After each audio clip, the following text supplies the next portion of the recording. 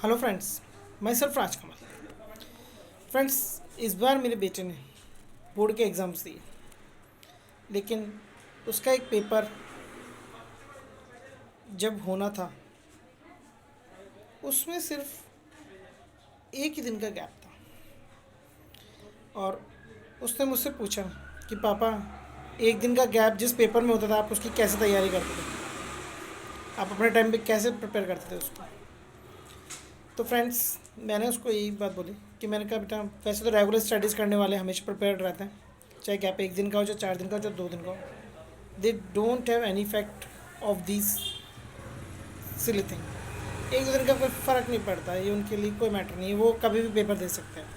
लेकिन हाँ, जो बच्चे एवरेज हैं, 50-60% के लेवल पे रहते हैं, 60-70% के लेवल पे रहते हैं, उनके लिए मैटर करता है एक दिन, चाहे वो भले इंटेलिजेंट बच्चों की जैसे प्रिपेयर करते हों, लेकिन उनके नोट्स ज़्यादातर पूरे नहीं होते हैं। और जब वो वापस से लर्न करना शुरू करते हैं तो लर्न तो खूब करते हैं, लेकिन वो क्वेश्चन लर्न नहीं कर पाते जो इंपॉर्टेंट होते हैं या जिस ट्रैक से आते हैं, या उनको आइडिया ही नहीं होता है कौन से कॉमन क्वेश्चन होते हैं या किस चैप्टर के मार्क्स ज़्यादा होते हैं, बस वो लर्न करने में लग जाते हैं।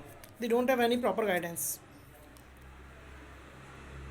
तो कहते हैं ना, उनके सराउंडिंग्स के आसपास ऐसा कोई गाइडर होता नहीं कई बार, या अगर होता है तो उनके दिमाग में नहीं आता क्योंकि एक दिन का प्रेशर रहता है। तो मैंने मेरे बेटे को ये कहा कि क्या तुमने इस सब्जेक्ट में रेगुलर स्टडी करके प्रिपरेशन कर रखी है। उसने बोला हाँ पापा, मैंने प्रिपरेशन कर रखी है, लेकिन एक दिन में इतने chapters, more than 20 chapters prepare करना पॉसिबल मुझे कम लग रहा है। मैंने कहा कोई बात नहीं। मैंने कहा आपने पढ़ा है, आपको याद है? बोला हाँ पापा, मैं वापस बैठूंगा रिवाइज करूँगा तो मुझे याद आना शुरू हो जाएगा। मैंने कहा कोई बात नहीं, आप लास्ट 5 ईयर के पेपर ले लो।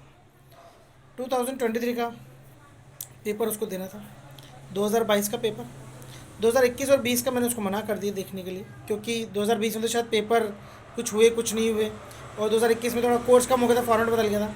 लेकिन उससे पहले के पेपर जो भी 2019 के, 2018 के, 2017 के, तो मैंने उसको बोला कि भाई 2023 का, सॉरी 2022 का पेपर आप देखो, उसके अंदर 2020, 2019, 2018-17 ऐसे रिवर्सिंग ऑर्डर में देखना, 2015 तक के पेपर आप देखना, उनको लर्न करते जाओ।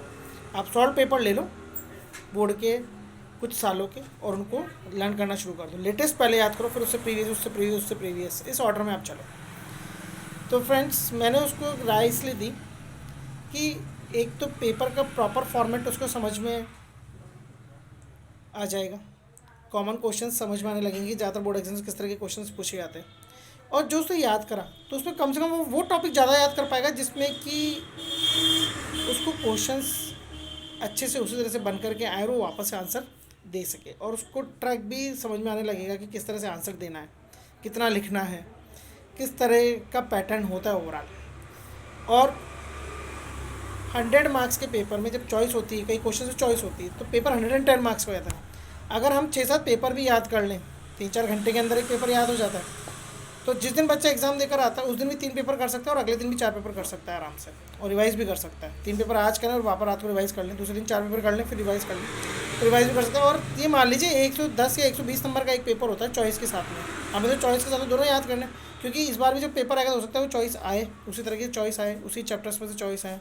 तो 600-700 नंबर का पेपर भी अगर हम याद हो जाता है तो ये मान के चलिए कि ओवरऑल जो हमें एक दिन में मैक्सिमम तैयारी करके जो रिवाइज़ करना चाहिए, जो तैयार करना था, वो मैटर हमारा पूरा तैयार हो जाता है।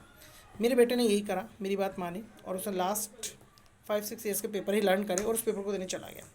जब वो पेपर दे करके आया, मैंने उससे पूछा तो उसने बोला कि पापा, I am able to attempt और I am able to do almost all the questions. उसने वो सभी क्वेश्चंस किए जो उस पेपर में आए थे, यानी कि उसका रिवीजन भी प्रॉपर तरीके से हुआ, लर्निंग भी पूरी तरीके से हुआ। हाँ, लेकिन ये ज़रूर हो सकता है कि जिस वक्त मैं वीडियो बना रहा हूँ उस वक्त उसका रिज़ल्ट नहीं आया है, अभी सिर्फ एग्ज़ाम ख़त्म हुए ही हैं, 1 या 2 दिन ही हुए एग्ज़ाम ख़त्म हुए। मैंने जस्ट वैसे ही वीडियो बनाया कि ताकि और बच्चों को भी हेल्प हो पाए, कि कभी कभी ऐसा होता है कि एक ही दिन का समय होता है और बच्चे कंफ्यूज हो जाते हैं कि हम तैयारी कैसे करें, एक दिन में इतने सारे चैप्टर्स हैं। तो go through with the question papers, आप प्रीवियस ईयर के क्वेश्चन पेपर के आंसर्स, मतलब कि जो क्वेश्चन हैं उनके आंसर्स वही रिवाइज़ कीजिए, और सैम्पल पेपर मत कीजिए। जो एक्चुअल में जो बोर्ड पेपर्स, जैसे आप बोर्ड का एग्ज़ाम दे रहे हो तो बोर्ड के जो प्रीवियस ईयर्स के जो पेपर है उनको याद कीजिए, तो आपकी काफ़ी हेल्प हो जाएगी, आपकी अच्छी प्रिपरेशन हो जाएगी। 600-700 नंबर के क्वेश्चन भी याद हो जाएंगे आपको, और आपको ट्रैक भी समझ में आना पड़ लगेगा, और आप उतना ही लर्न कर पाएंगे जितना कि वहाँ लिखना है, क्योंकि प्रॉपर तरीके से आंसर एक अच्छे प्रॉपर वे में आपको सॉल्व करे हुए मिलेंगे एक्सपर्ट्स के थ्रू। तो फ्रेंड्स याद रखिएगा मेरी इस बात को, और अगर आप अपने ट्रैक के अकॉर्डिंग आप अपने अच्छे मार्क्स लाते हैं तो फॉलो योर ट्रैक। और अगर आपको लगता है कि मेरी बात में कुछ दम है, कुछ नॉलेज है जो आपको मिली हो, तो आप ये भी फॉलो कर सकते हैं। लेकिन प्लीज़ आप अपनी समझदारी और अपने जनरल नॉलेज और जनरल वे के हिसाब से इस चीज़ को फॉलो करें, क्योंकि जस्ट मैंने वर्बली मेरे बेटे को हेल्प करने के लिए उसको आइडिया दिया था। फिर मैंने सोचा कि क्यों ना वीडियो बना करके डाला जाए, ताकि और बच्चे भी अगर ऐसे हो जो पेपर सॉल्व भी नहीं करते हो, सिर्फ क्वेश्चन आंसर लर्न करके या अपने नोट्स जो प्रिपेयर होते हैं उससे पेपर देने चले जाते हैं, उनको कुछ हेल्प हो सके। तो एग्ज़ाम टाइम पे किसी कम प्रिपरेशन भी हो तो वो भी इस चीज़ को फॉलो कर सकता है, और जिसके 100% प्रिपरेशन हो वो भी इस चीज़ को फॉलो कर सकता है। और ब्रिलियंट और इंटेलिजेंट बच्चे तो अपने हिसाब से अपना ट्रैक बनाते हैं, लेकिन मैं सिर्फ उन बच्चों की बात कर रहा हूँ जो कि एवरेज होते हैं या 67% के लेवल के होते हैं या बिलो 80% होते हैं, जिनको कि ट्रैक मालूम नहीं होता कि 100% मार्क्स कैसे लाए जाते हैं या अबाउ 90% कैसे लाए जाते हैं, ये एग्जाम में किस तरह का पैटर्न आता है, किस तरह के क्वेश्चन पूछे जाते हैं। तो उन लोगों के लिए मैं वीडियो बना रहा हूँ और उनको समझाने की कोशिश कर रहा हूँ कि कभी कभी एक दिन ऐसा भी होता है कि बच्चे की तैयारी अच्छी होती है, लेकिन एक दिन का गैप होता है और वो रिवाइज़ नहीं कर सकता। वो रिवाइज़ एक ही दिन के हिसाब से उतना ही कर सकता है जितना कि एक दिन में टाइम उसको मिलेगा। तो ये चीज़ उसको काफ़ी हेल्पफुल हो सकती है। तो friends, thanks for watching, have a nice time.